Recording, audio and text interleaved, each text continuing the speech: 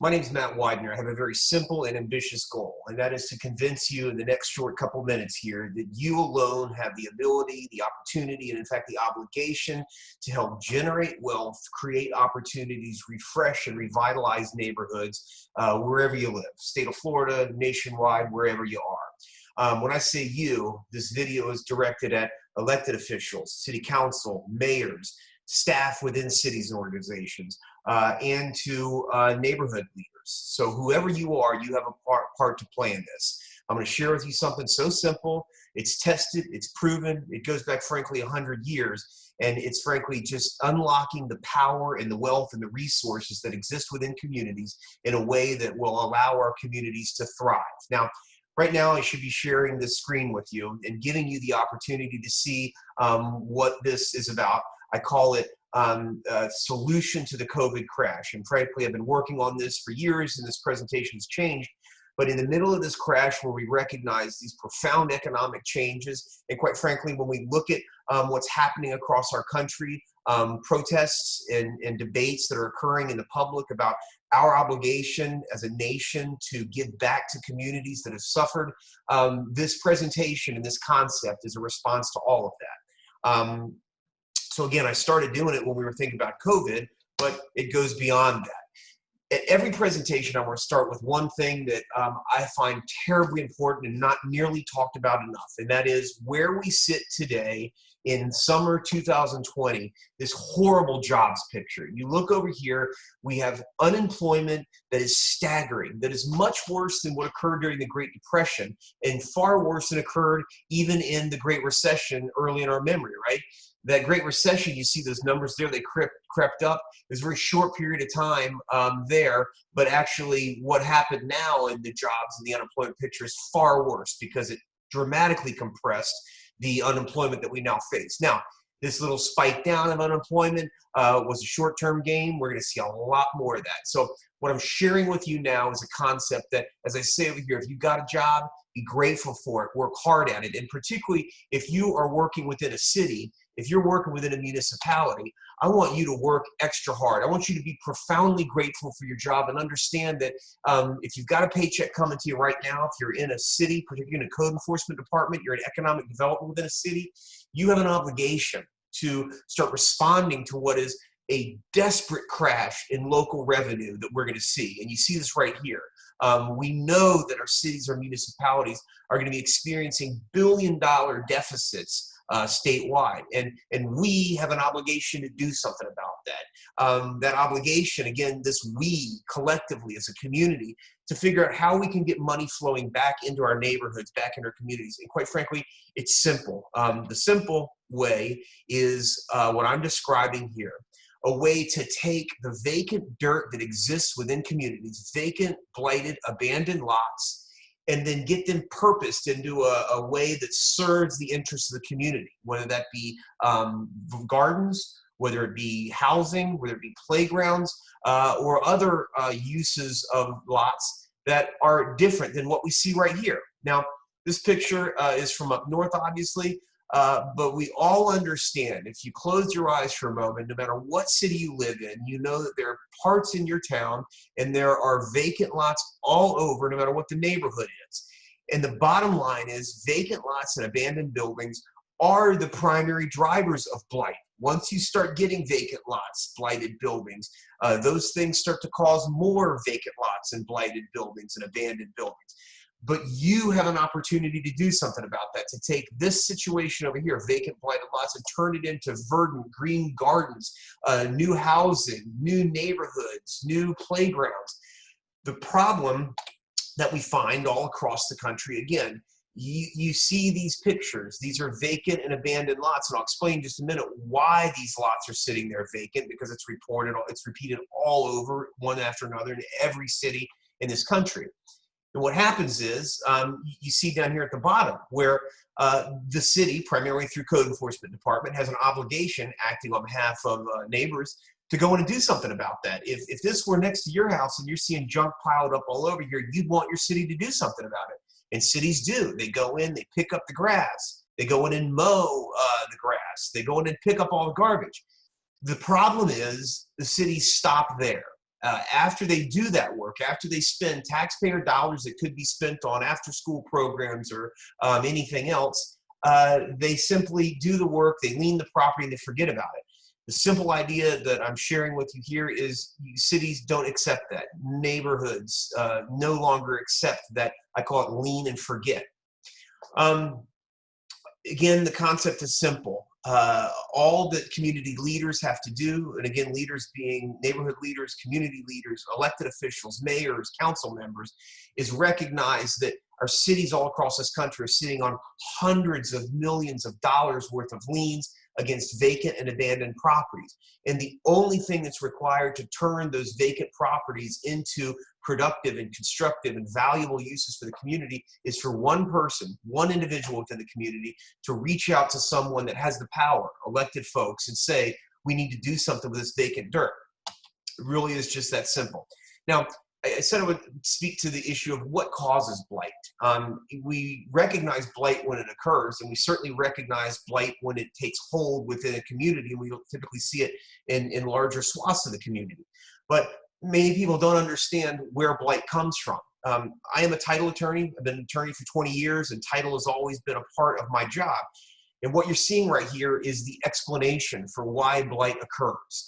This is what's called a title analysis or a title abstract. And you see this is 4 long pages long that describe what happened to a property going all the way back to 1974. Now, when this property was bought, and we'll get to the property card in a second, you will see that these folks buy this property and they have a mortgage on there, and different work is being done that's referenced by the certificates that are being pulled. There's other transfers that occur, and again with mortgages on there.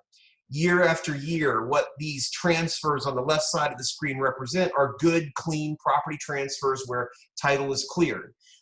Same thing starts happening here on the second side, but as we move on to 1996, 20 years after the original platting of there, you start to see the problems that exist in title that provoke the blight that we see in neighborhoods. And I say this again and again, and this is the most important point. The primary driver of blight that exists in community is bad title. It's this mess that you see right in front of you. And the only party that can clear all this up is the city or the municipality, because quite frankly, the mortgage holders, the heirs of property, the abandoned title owners, they don't care about it. And by virtue of abandoning the property, they show us that they don't care about it. So here's what this property card looks like. Again, here's the mess, the title examination. And here's where we see down at the bottom what's occurred with this property. Year after year, we get multiple transfers. Those are people living in there, and there's a house on there. But what's happened is the house gets abandoned, and it comes up with a value of $14,000. And if you look at this lot right here, this is the card, you see that these vacant lots are all around this particular property. And so this is the symptom of blight, and the blight is evidenced by the vacant lots. Now, what we have to do in addressing this issue is to communicate with our cities and recognize that our cities are sitting on this unimaginable wealth. And we as community leaders, you as community leader, have an obligation to do a very simple thing, and that is take an inventory of the vacant dirt, abandoned buildings in your community, and recognize that every single one of those lots represents an opportunity. It represents an opportunity for you to go in there and make that lot useful for that neighbor, for that neighborhood, for that community. It could be a garden, it could be a house. But the bottom line is you approach city leaders, council members, code enforcement officials, and establish the black and white proposition that no longer can we accept vacant buildings, vacant lots, blighted buildings. There's a wide audience here that this message is targeted at, of churches, play a vital role in communities, particularly communities that are suffering blight right now. And if you're a church leader or you're involved in a church, it's your obligation to get together with your church, recognize this concept. And as you go to church on Sunday or Wednesday, or if you're like me, every other day of the week, those vacant lots that are around you, the church family needs to say, we want to start being part of the solution here and bring these lots within the fold of the church and do something. If you're a community organization and you're looking for a way to strengthen your organization, strengthen the community, you, as the leader of a community organization, as a neighborhood association, approach your elected official and say to them, we need to do something with that. That vacant lot that's a source of blight right now and trash and garbage, we want to do something with it. Same thing with neighborhood leaders and elders and anybody else. Again, it's simple. It's very easy. It's just up to you to approach your elected official and say, no more with the vacant lots. We're going to do something positive about it. A big part of where this came from for me, in this passion, this identity, is this book Long Ago. And it posits a very simple proposition, and that is that the mystery of capital, or the way that we can generate capital within communities, is to give over wealth and ownership to the individuals that live within that community. And what you see in communities of blight is the ownership of lots is disjointed from the neighborhood, disjointed from the community leaders. And so what happens is the community leaders have an obligation to go in there and make those lots part of the neighborhood itself. Now, this was a broad, very brief overview. What I'll do here is go through some of the websites, and of course I'll have this posited up there, but on my website here, and the links will be attached at the bottom, one after the other, is these links that drive home the point and get into the specifics of it. All I'm asking for you to do, if you're watching this, is to take a look at these resources here. I've got all at one page in my Facebook page here. I've got different videos that really lay this concept out a lot more. In this particular video, we talk about gardens, and that being one very important and powerful use of the vacant dirt. Here, again, on this website is much more detail that explains exactly what it is that I'm talking about. And it's quite frankly, grabbing an inventory of your vacant dirt within a community, working with a code enforcement department to identify those liens that exist on that vacant dirt, and then getting them into a quiet title situation so title can be cleaned so that that property is available for better community use. I think it's important to understand that this is not at all new. I love some of these articles here, and again, it's attached to this presentation, that show how urban agriculture has been a source of community revitalization. We turn over these lots to groups that turn them into neighborhood gardens. That's a very important use. But article after article in large public policy magazines, Curbed is a great thing, talks about how by reclaiming the land, turning it into a beehive or a neighborhood garden or something, you're generating wealth and revitalizing neighborhoods. Another one here, university research. And this fellow right there, our buddy Zuckerberg, who in fact has been involved in this movement. More from Curbed magazine out of Detroit. And again, if you look at this beautiful garden right here, that's obviously got a great presentation in the community and is a focal point of the community, you see that this is not some overwrought policy program that requires lots of thinking about. It's just doing. This exists. This is real.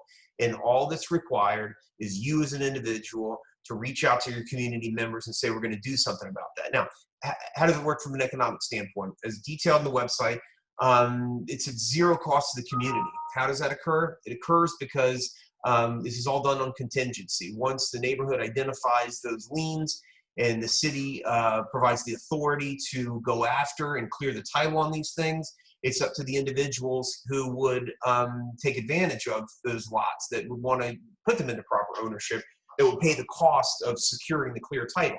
So it's a very simple process. It protects the rights of property owners who might wish to come in and reclaim the property. You want to be very careful with that. But importantly, it gives a community a vehicle, a very real mechanism that they can use to go in and reclaim property and turn it into a positive use. I encourage you to reach out to me. The contact information is there, and I can provide additional information.